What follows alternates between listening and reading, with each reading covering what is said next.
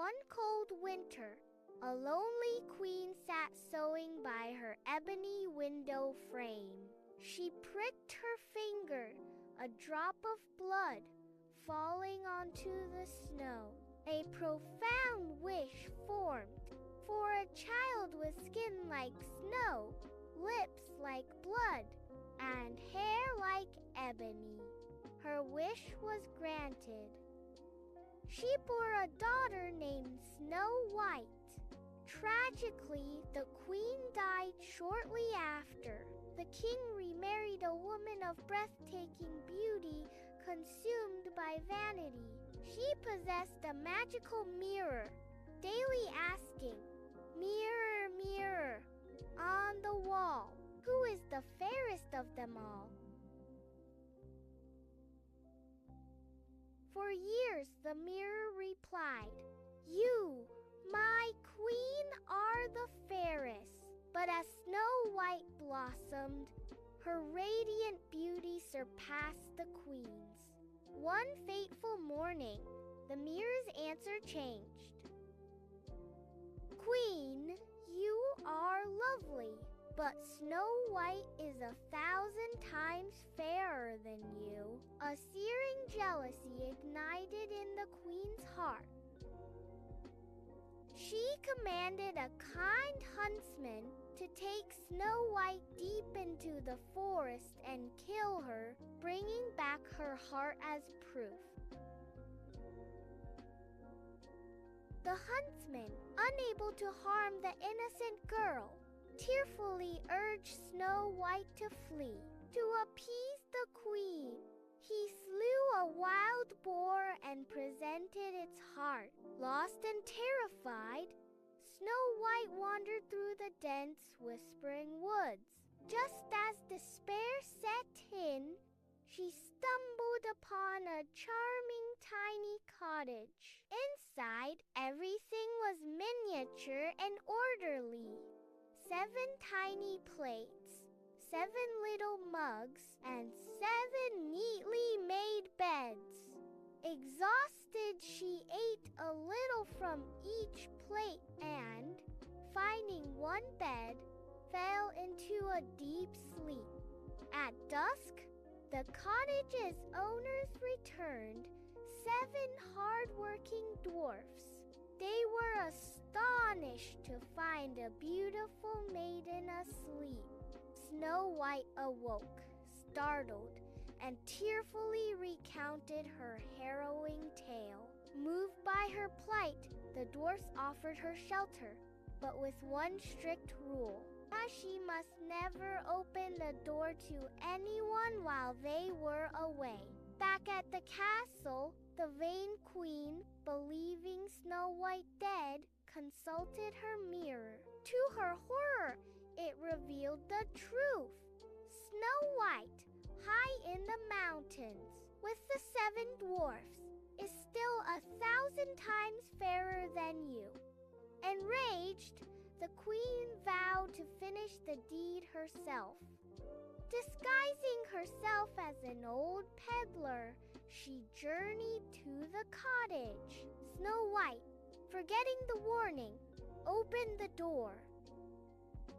The peddler offered a beautiful, intricately laced bodice. As the queen tightened the laces, Snow White gasped and fainted.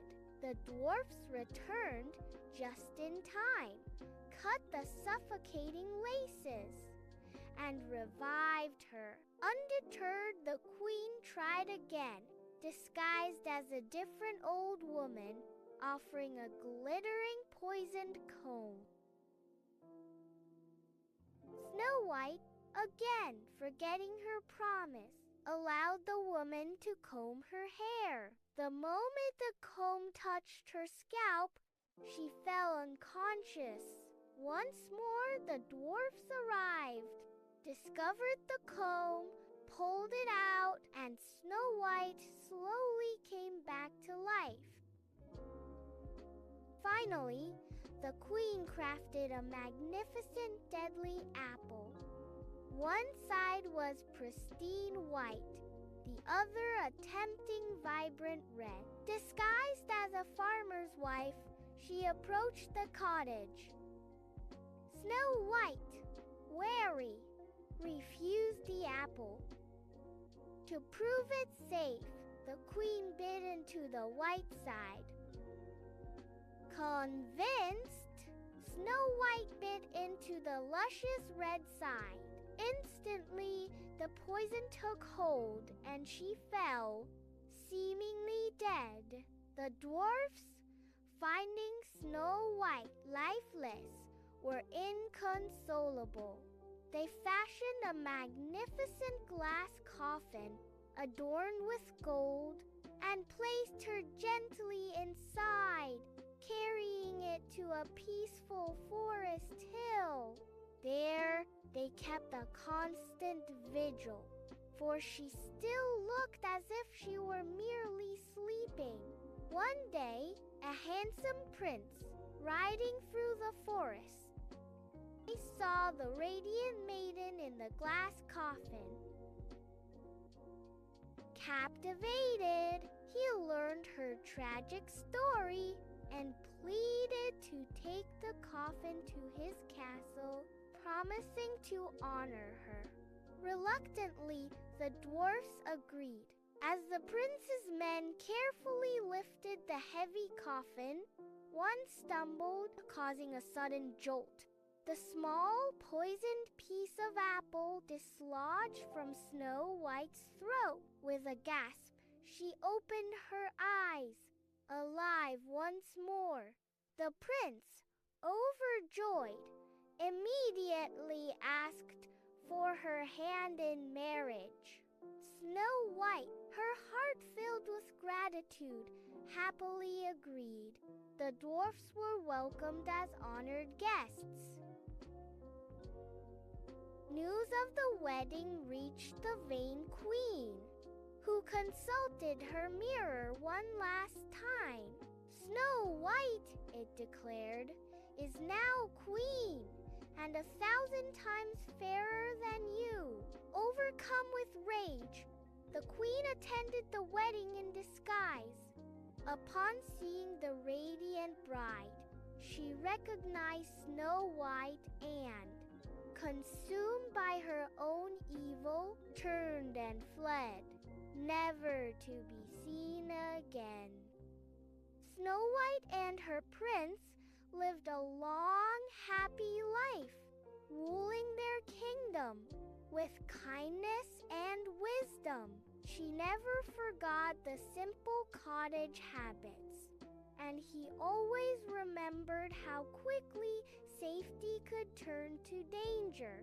The dwarfs visited often. Their path between the forest hill and the grand. The tale concludes.